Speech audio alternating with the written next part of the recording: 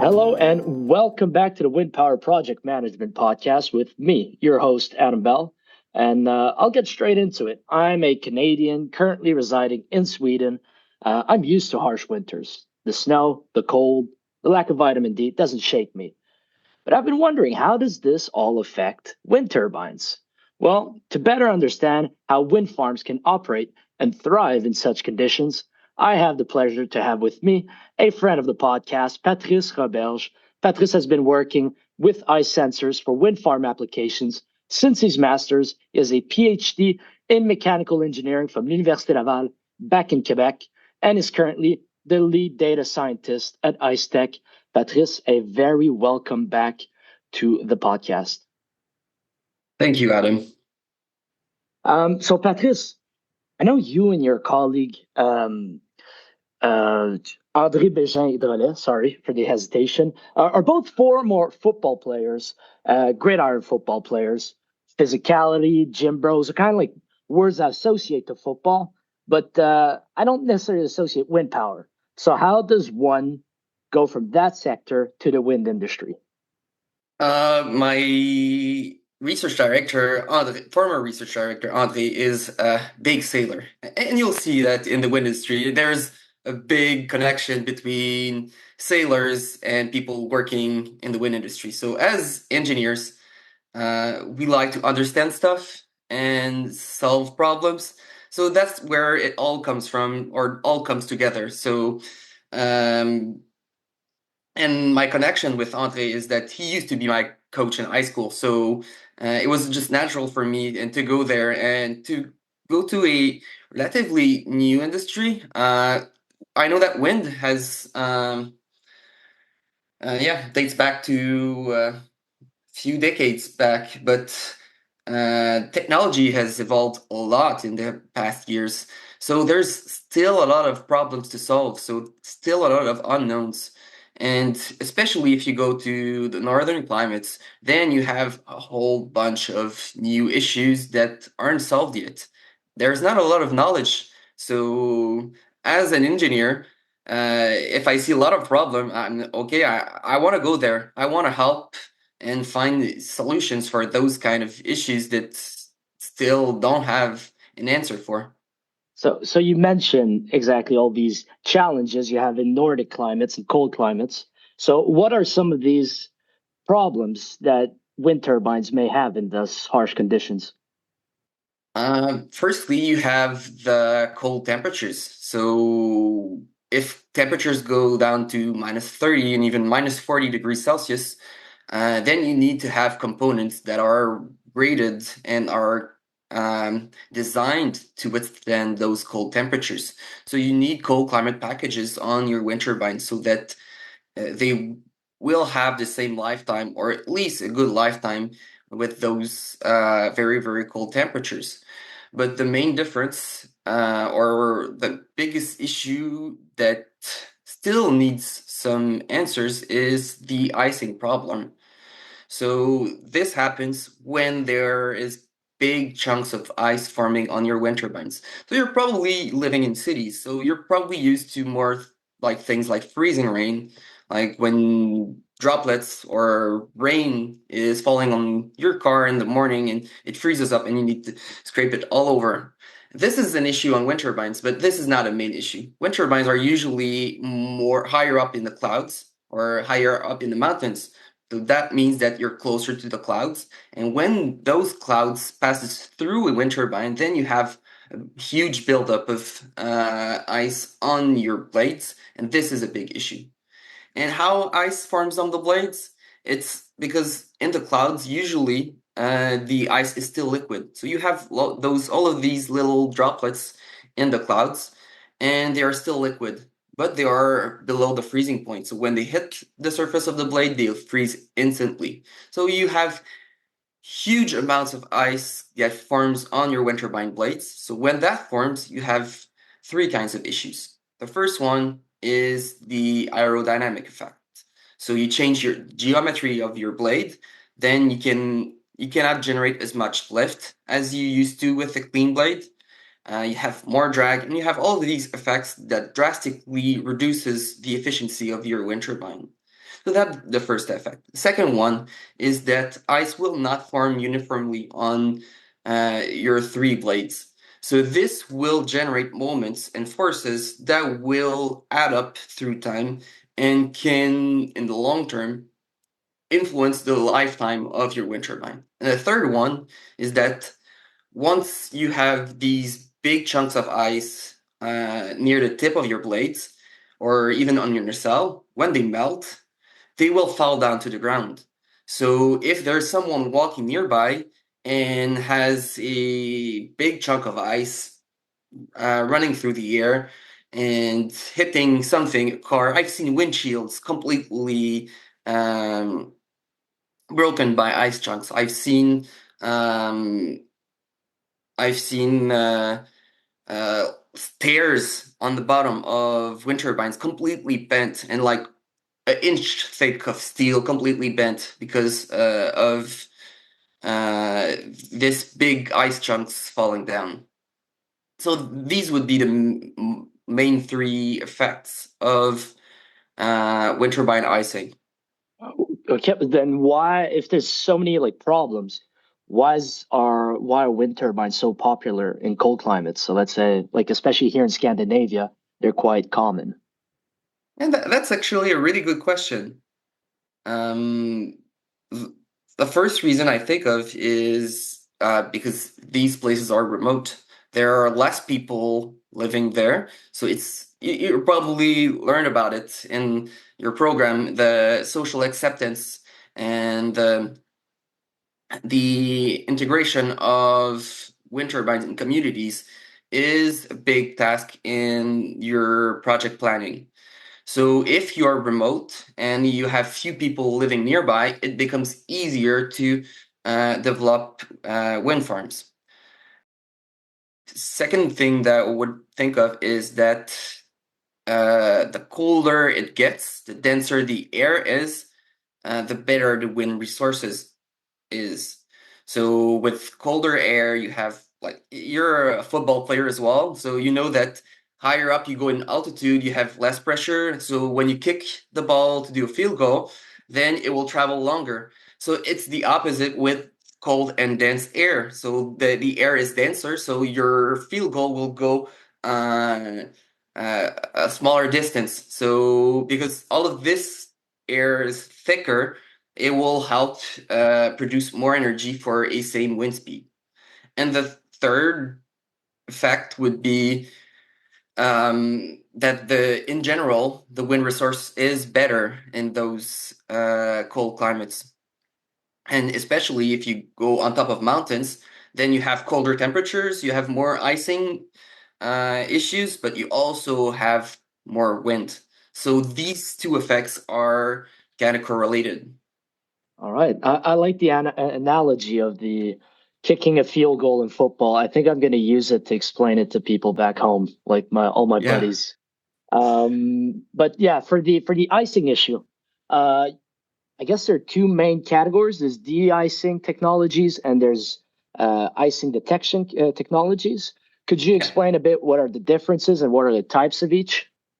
Yeah. So for de-icing is it's basically how do you get rid of the ice on your blades. So you can have different solutions. The main solutions provided by the wind turbine manufacturers are blade heating solutions. So you bring heat to the surface of the blade to try and get rid of that ice. So you can either run it anti-icing, so run the heating system while the turbine is turning, but you can also run it in de-icing. So when the turbine is stopped, then run the blade heating system. And it's a little bit like your car. So you have two different technologies that exist. So when you have ice on your windows, you have two different solutions. You can either blow hot air on your front windshield. So that's one solution, the hot air solution. But you can also, on your back windshield, you have electrical elements uh, that are glued to your back windshield so that you can remove the ice there. So these two technologies are the main two solutions provided by the wind turbine manufacturers, but you can also get in retrofit. So if you haven't made the decision to put right away a heating system and you find out, oh, I have a lot of icing losses, then you can go back and trying to find solutions to get rid of the ice. So this is the main solutions to get rid of the ice right now. There are other solutions being developed right now. There are ultrasonic de-icing. You have isophobic coatings. You have all of these other technologies that are starting to come up. They're not as mature as the blade heating solutions, but there is a lot of R&D in this domain to try to solve this problem. Because I think, because if you don't have any solution, you can lose up to, let's say, even over 20% of your annual energy production just because of icing. So I mean annual energy production, and icing only happens in the winter. So that means weeks and even months of stoppages due to icing. So it's kind of a big issue for operators. They need a solution to do this. And also, these heating systems consume a lot of energy. You cannot heat the blade without power. So you need to consume a part of the power you're producing to give to your blades to heat them up. And so that means that you need to know to activate those systems and how much heat you give to the blades. And this is where ice sensing comes. You need to know when it happens to heat the blade at the right moment, and then when to stop blade heating. So there are different technologies. You can either wait until there's a significant amount of ice on the structure or anything, and then, okay, I know I have icing, or you can directly detect the presence of these little water droplets in the clouds to know if there's icing or not. So uh, right now there is still a lot of work to do in ice mitigation, so by heating and also ice detection, how to bring those together to yield the best performance possible. That's really interesting. And while you were talking, I was thinking as one of these technologies um, become increasingly popular in the industry, has one taken a seat back, or both are kind of like evolving and for different reasons? Let's say hot air is more popular in this area, and etc. Okay, so hot air versus surface heating, you For mean, right? example, yes, yeah. Yeah. So the first, in my knowledge, the first solution that was commercially available is the hot air one. Because it's simpler. It's in the root of the blade. It's easier to access, easier to implement, and there was some successful attempts for hot air de-icing, but also a lot of unsuccessful ones. So there are a lot of you need to get it right to do it right. You need to run it in anti-icing and not just in de-icing. So this technology had a lot of momentum at first because doing surface heating is quite hard. You need to test stuff and have a very good design because you put a lot of electronics and conductors in the blade, so you have all of this issue that comes from lightning and uh, electrostatic discharge. So you need to have a highly technological system so it works. So now there are more and more manufacturer that goes towards the surface heating one because in theory it performs better because you bring heat closer to the surface of the blade where you need to heat, while when you heat hot air, you heat the inside of the blade, so you don't have as much control of where the heat will go. But both technologies are still very relevant now because the surface heating will be more expensive. But if you have less ice, or if you want to have a system that is more easily accessible, that you don't need rope access to repair, uh, hot air is the technology you want to go to.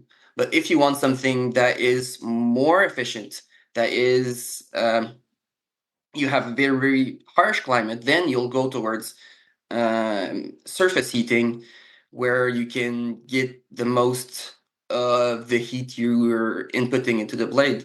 So there. I don't think one technology will take over the other one, because you still have two very good technology that addresses or have pros and cons that are different. But they need to progress together, because both of them still have issues regarding to reliability and how to understand when it works, when it doesn't work. Because it doesn't mean that if you have a heating system that you'll have zero icing losses uh, right away.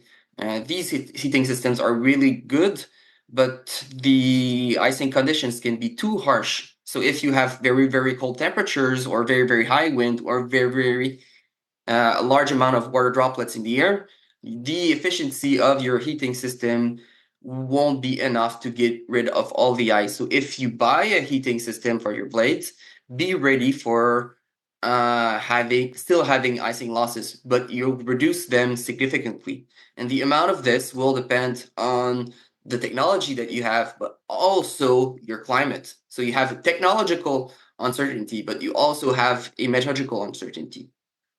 Okay, could you for the latter part, the meteorological uncertainty, could you expand a bit on it? Like, I guess it depends on geographical locations. I guess Eastern Canada, where you're currently located, versus here in Sweden, where I'm located, must be quite different.